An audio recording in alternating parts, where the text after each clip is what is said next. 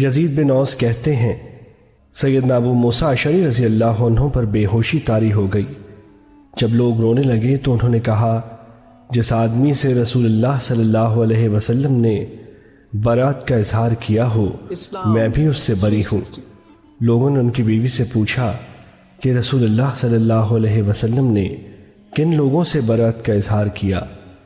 اس نے کہا، جو مصیبت کے وقت سر منڈائے یا دامن پھاڑے یا ممنوع الفاظ کہتے ہوئے بلند آواز میں روئے۔ حدیث نمبر 3049، مسند احمد۔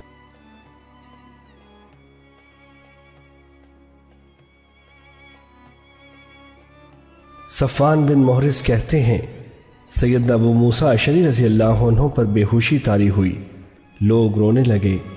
جب ان کو افاقہ ہوا تو انہوں نے کہا، جس آدمی سے رسول اللہ صلی اللہ علیہ وسلم نے برات کا اظہار کیا میں بھی اس سے بری ہوں، یعنی اس سے جو مصیبت کے وقت سر منڈائے یا کپڑے پھاڑے یا بلند آواز سے واویلا کرے۔ حدیث نمبر 3050، مسند احمد۔